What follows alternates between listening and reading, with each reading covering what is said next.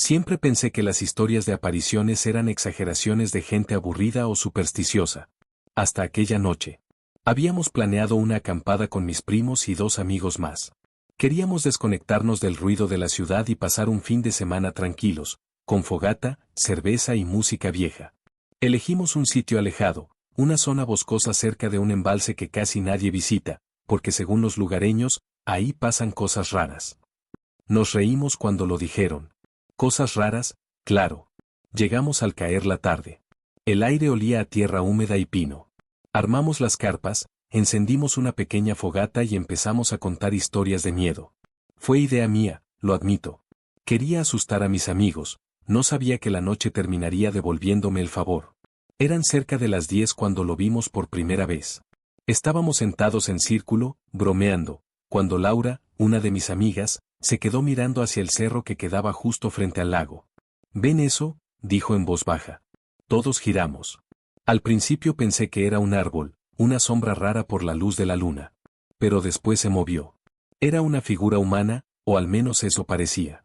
Estaba parada sobre la ladera, totalmente quieta, observando hacia nuestro campamento. La luna iluminaba parte de su cuerpo, era altísima, delgada, con piernas desproporcionadamente largas y una cabeza alargada que casi no parecía tener cuello. Nadie habló. Solo se escuchaba el crepitar del fuego. Mi primo Andrés rompió el silencio con una risa nerviosa. Debe ser un tipo del pueblo. Seguro quiere asustarnos. Pero ninguno se movió. Entonces la figura dio un paso. Un paso lento, pesado, como si cada movimiento costara trabajo. En ese momento, el aire se volvió espeso. No sé cómo explicarlo, fue como si el bosque entero contuviera la respiración. Laura murmuró, tiene algo en las manos. Y sí, parecía cargar algo, quizá una escopeta, o una vara larga, no sabría decirlo. El miedo nos golpeó de golpe. Apagamos la fogata con tierra y corrimos hacia el auto. Ni siquiera revisamos si todo estaba guardado. Solo queríamos alejarnos. Manejamos sin rumbo unos 20 minutos hasta que encontramos un claro junto a la carretera. Ahí pasamos la noche, dentro del carro, sin dormir. A la mañana siguiente, con el sol alto y la adrenalina bajando, Andrés dijo lo que todos pensábamos: tenemos que volver. Solo para ver qué era. Tal vez era un cazador. Nadie quería admitirlo, pero la curiosidad nos pudo. Volvimos cerca del mediodía. El bosque se veía tranquilo, casi hermoso bajo la luz del sol. Caminamos hasta el punto donde habíamos visto a la figura. No había nada raro, hasta que nos acercamos al cerro. Fue entonces cuando noté algo extraño: los arbustos donde supuestamente se ocultaba eran mucho más altos de lo que recordaba. Aquella noche, la mitad de su cuerpo sobresalía sobre ellos, pero ahora, viéndolos de cerca, me llegaban al pecho. Eso significaba que lo que fuera que vimos debía medir más de 3 metros. Andrés se encogió de hombros, tratando de no parecer asustado. Tal vez la distancia nos engañó, dijo. Pero todos sabíamos que no. Buscamos huellas.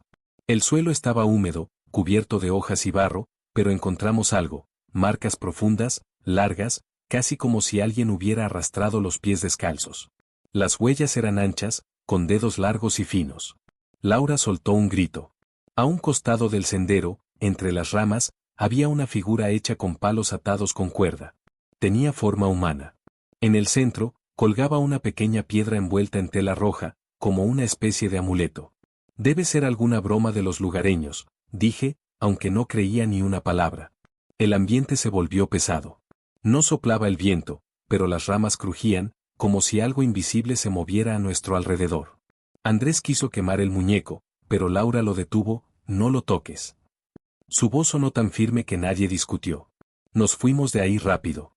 Durante el camino de regreso, nadie hablaba.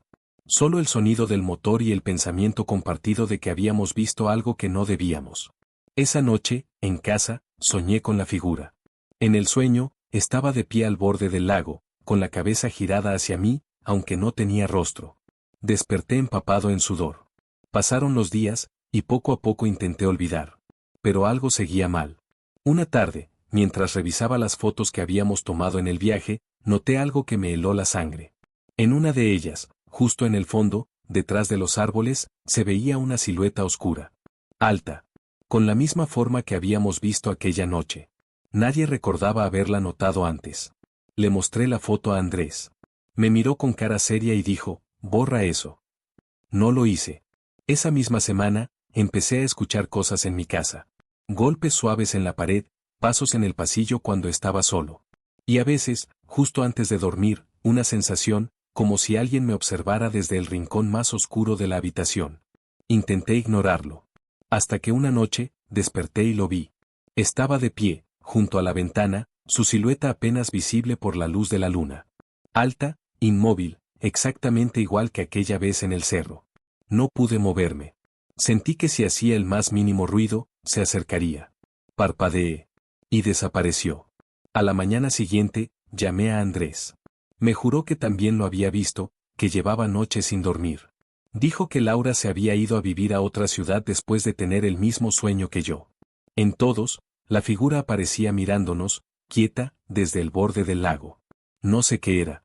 No sé si sigue ahí, o si alguna parte de él nos siguió a nosotros. Solo sé que, desde aquella noche, siento que nunca estamos realmente solos. Y cada vez que miro por la ventana, tengo miedo de volver a verlo.